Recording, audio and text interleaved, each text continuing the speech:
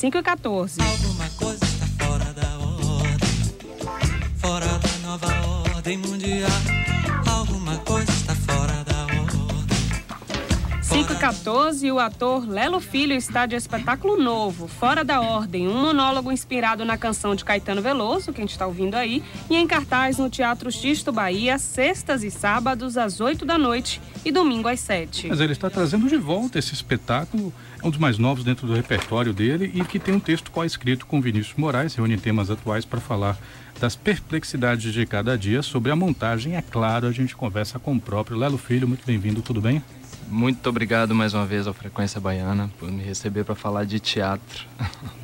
O que é que esse espetáculo significa para você, Lelo? Você montou ele nos 30 anos de carreira, não foi?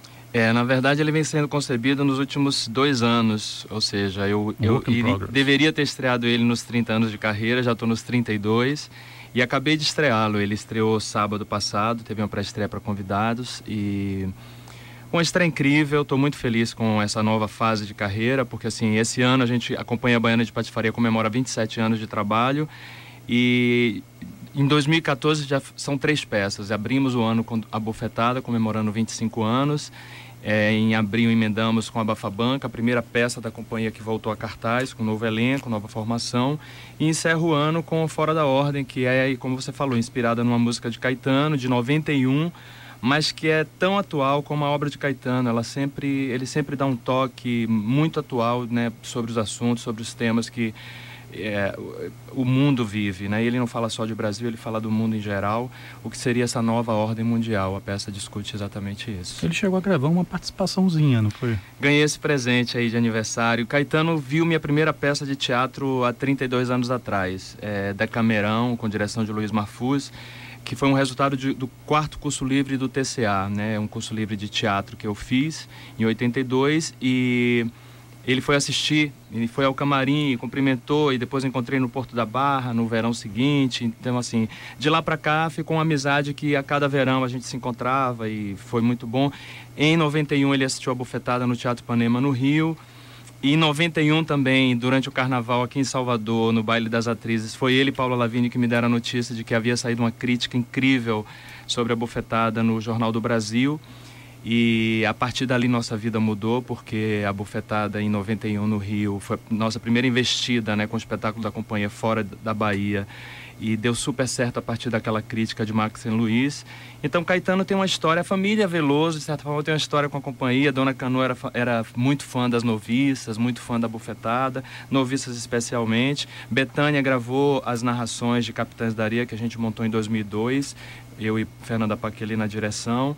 E agora Caetano me cedeu, né, o A Capela de Haiti, que é uma peça, ou é uma música que fala de racismo, né, de como o policial, que também é negro, consegue bater no mesmo negro dentro do Pelourinho, que é um lugar onde os negros foram escravizados e sofreram tanto. Enfim. Eu até estava comentando aqui nos bastidores, né, porque você está falando Fora da Ordem, Haiti, estão parecendo assim, final de 80, começo dos 90. Até estava pensando, essa fase que você gosta, você tem uma tara por essa fase do Caetano? Né? Eu sou suspeito para falar de Caetano, porque eu gosto de Caetano em qualquer fase.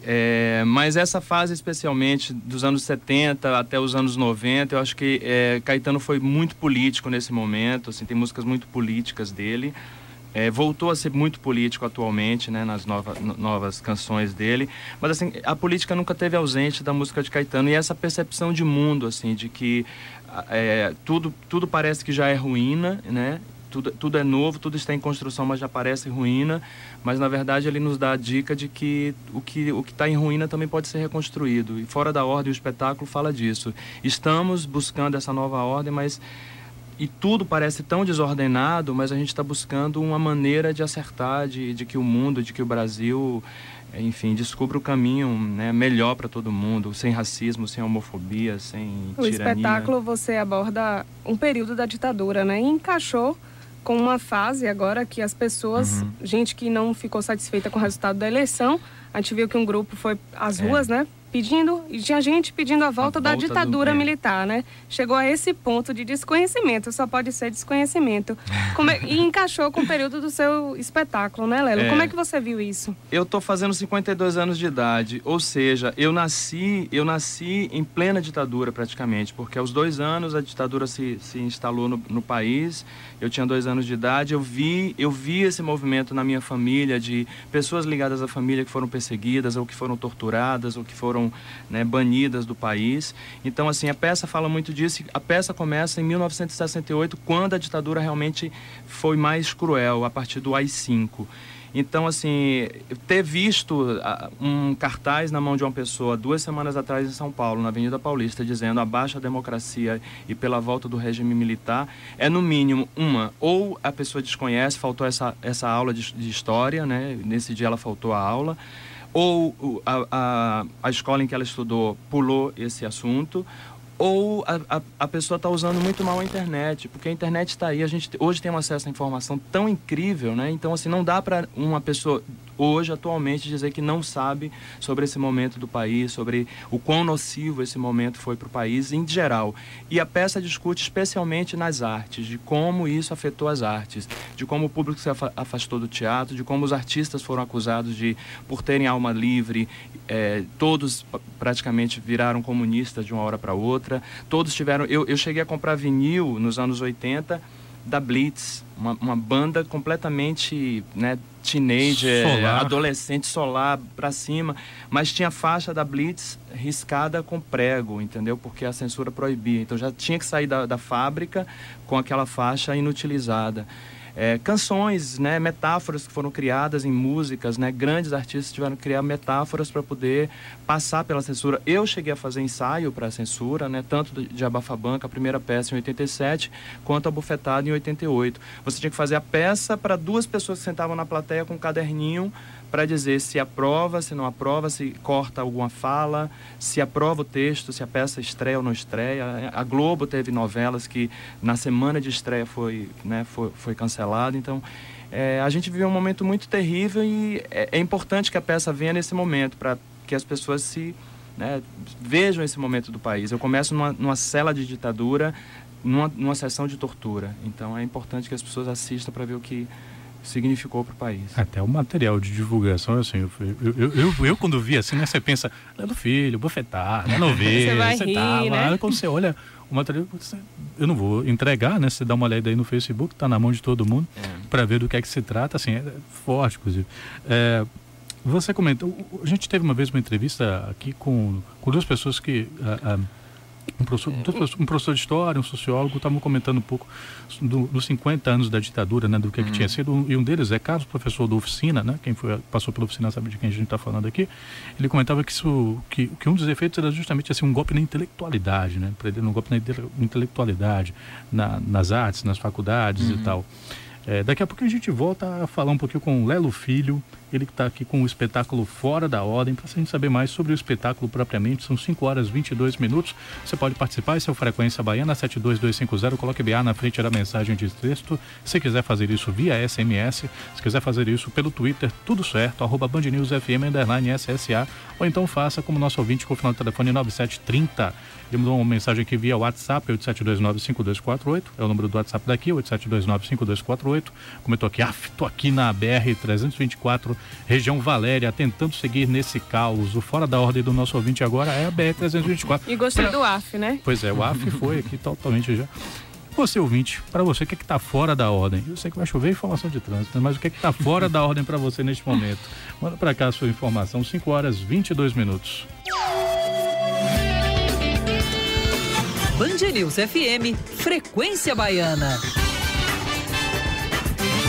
Pense no Haiti,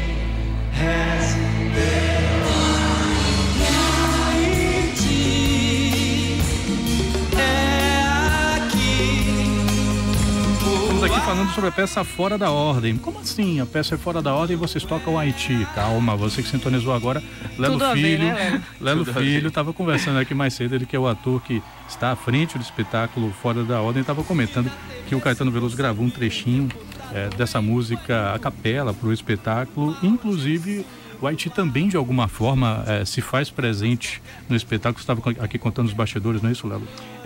Fora da Ordem acaba falando um pouco de como, de certa forma, eu meio que tento colocar a plateia no sentido de que o racismo está aí, entendeu? Assim, há um escândalo porque alguém jogou uma casca de banana, ou porque alguém chamou o jogador de macaco, isso está na peça também. Mas ele tá no nosso dia a dia, entendeu? Em situações... poucos dias atrás, uma garota foi presa, quer dizer, foi abordada dentro de uma loja de shopping, acusada de ter roubado um brinco. Quer dizer, o racismo, ele tá colocado, e Caetano coloca muito isso nessa música Haiti. Por isso que eu pedi a ele, desde junho eu estava no pé de Paula Lavigne para me ajudar nessa ponte, que Caetano estava fazendo turnê pelo mundo. E finalmente um dia chegou lá, antes de um dos ensaios, a gente deu pulos de alegria e ficou linda a cena, porque na verdade a gente fala de racismo de uma maneira muito contundente, assim, não está implícito, entendeu? As pessoas fingem que não acontece ou fingem que não são, entendeu? Mas no final a gente quer levar essa reflexão, entendeu? Até que ponto nós não somos, ou até que ponto, quando a gente se vê diante de uma situação de racismo, como é que a gente reage também, né? Como é que a gente reage diante de alguém que está tendo uma atitude racista, né? A gente precisa se posicionar, a gente precisa, né, dizer, eu não aceito isso, eu não concordo com isso. Então a peça, ela fala um pouco disso, como a peça também tem uma cena de homofobia, de um pai que é militar, que expulsa o filho porque é gay, e que foi uma cena que eu tirei da internet. Na verdade, um garoto americano deixou o celular ligado, entrou em casa e foi expulso pelo pai e pela madrasta, porque era gay. E toda a violência da cena, todo o discurso de que foi dito, tudo que foi dito foi gravado pelo celular, ele postou na internet. Então eu reproduzi essa cena, claro que ficcionalmente, de certa forma, porque ao invés da madrasta e o pai, eu coloquei só o pai expulsando ele. Mas isso acontece no dia a dia, no cotidiano de muita gente, entendeu? E a gente precisa repensar tudo isso. E aí eu tive a colaboração de historiador, né, Ricardo Carvalho, de um filósofo, José Antônio Saja, de Djalma Tula, que trabalha com o movimento LGBT, Roberto Albergaria, antropólogo. Muita gente me ajudou a criar esse texto ao longo desses últimos 2 anos. E Caetano deu a voz para Haiti, e os atores entraram fazendo, né, cenas que a gente filmou. Enfim, e a participação de Dedeco também, que foi importante. Odilon Henriques, que é assistente de direção, um diretor-assistente incrível, que eu tive a sorte de ter. E André Leon, que cedeu imagens de zonas de conflito, é um cara que viajou pelas primaveras árabes todas, entendeu? Na Tunísia, no Egito, na Líbia, me cedeu imagens e fotos e vídeos que a gente exibe também.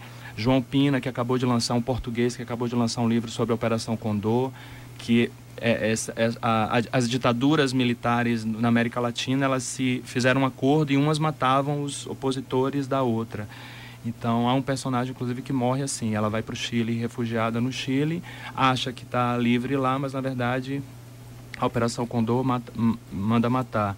Então eu tive presente também de João Pina, de Léo Costa, de Rafael Martins, de Eloy Correia, enfim, muitos fotógrafos que nos ajudaram. Tem imagens do Dizzy Croquettes, o filme de Rafael Alvarez e Tatiana Issa, também exibidos, assim, sessão de direitos para a gente exibir, para falar, na verdade, de futuro, né? É uma peça que fala do presente, do momento que a gente está, vai lá no passado, na ditadura, mas ela está apontando para o futuro, para que a gente tenha um futuro melhor. Quando aponta-se para o futuro, deixa eu só atropelar aqui rapidamente, porque pegou o gancho agora.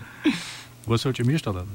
Eu sou otimista. Às vezes, tem dias que eu acordo e tenho uma visão completamente pessimista, porque a notícia que eu vi, entendeu? O absurdo que eu acabei de presenciar. A peça fala assim, eu falo assim, qual vai ser a imagem mais absurda que alguém vai postar?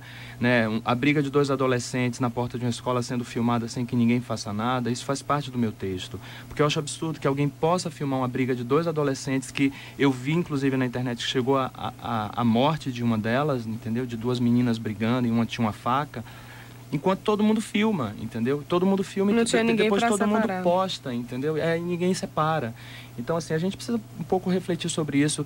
Idosos, crianças espancados, linchamentos, né? Quantos casos de linchamento recentemente a gente viu, né? O garoto que foi acorrentado no Rio de Janeiro em março, né, a um poste, por homens de bem, né, os justiceiros, né, da classe média. Quer dizer, a gente... Não é que eu não defendo a punição para o crime, entendeu? Pelo contrário, eu defendo a punição e defendo direitos humanos sempre para todo mundo, entendeu? Para o bandido e para quem não é bandido também.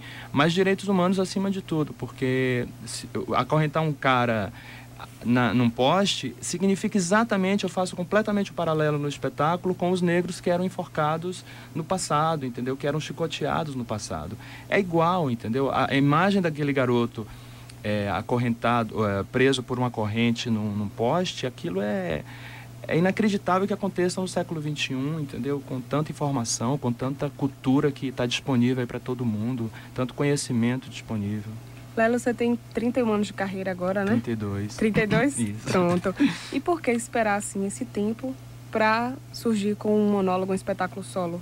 Eu acho que, assim, como me disse um dos participantes dessa equipe que me ajudou, o Ricardo Carvalho, que é um historiador incrível e também diretor de teatral, ele falou, tinha que vir no momento certo, na hora certa, entendeu? Se você precisou levar 2 anos escrevendo isso, entendeu? Eu precisava desse tempo para você amadurecer toda essa ideia. A pesquisa foi muito grande, foi muito intensa, os temas são muito fortes, mas, de novo, eu insisto, entendeu? Não é um espetáculo negativo, pelo contrário. Quem foi ver no dia 8, agora na pré-estreia, e no dia 9, no segundo dia, os depoimentos são maravilhosos que eu tenho recebido no Facebook e via e-mail, porque as pessoas se encantaram muito com a maneira como eu abordei esses temas, de uma maneira que é um soco no estômago inicialmente, mas na verdade eu dou uma perspectiva de que no futuro a gente tem que avaliar tudo isso para fazer um futuro melhor. São as pequenas... Saja, que é o filósofo, né, professor da UFBA, diz assim que são pequenas revoluções que tem que acontecer no seu dia a dia, que vai acontecer no seu prédio, na sua vizinhança, se você mora em casa, na sua rua, no seu bairro, no seu trabalho. São pequenas revoluções onde você levanta temas, onde você faz as pessoas refletirem e criarem um universo melhor para que todo mundo viva, para que todo mundo habite, para que dá bom dia para o porteiro, dá bom dia para o vizinho, dá bom dia para o... Sabe, agradecer as pessoas. Adoro aquele meme do Facebook, né? Não adianta ter mestrado e não dar bom dia pro porteiro. Entendeu? É exatamente isso. Eu cito isso também no espetáculo. E é um espetáculo também que faz uma coisa de unir cinema e de unir teatro, né? As pessoas vão ter acesso a muita projeção, trilha sonora incrível com músicas de Caetano lá, Nina Simone que toca, tem um pouco de Beethoven, enfim, tá muito bonito. Eu estou muito feliz com... E a gente continua falando sobre o Fora da Ordem aqui no... Mandar um beijo para Marcos Mota, produtor. Falando aqui a gente do outro lado aqui do estúdio. Band News FM, Frequência Baiana. 5h44. A gente continua aqui no Frequência Baiana, chegando à última parte da nossa entrevista com Lelo Filho, ele que é o ator que está à frente do espetáculo Fora da Ordem. A peça está em cartaz sextas e sábados às 8 da noite, domingo às 7 no Teatro Xisto, Bahia. Tem uma coisa que eu não acabei não entendendo, o espetáculo já foi premiado, não foi prêmio Muniz? Não foi isso, prêmio Miriam Muniz. Mas antes da estreia, como é que foi isso? Na verdade, a gente inscreve o projeto, né, no Miriam Muniz, e a gente ganhou no ano passado, final de 2013, então a gente tem o ano de 2014 inteiro para... Um prêmio, na verdade, é um tipo de investimento que a Funarte faz. Então, ganhamos em 2013 e tínhamos até o final de 2014 para lançar o espetáculo.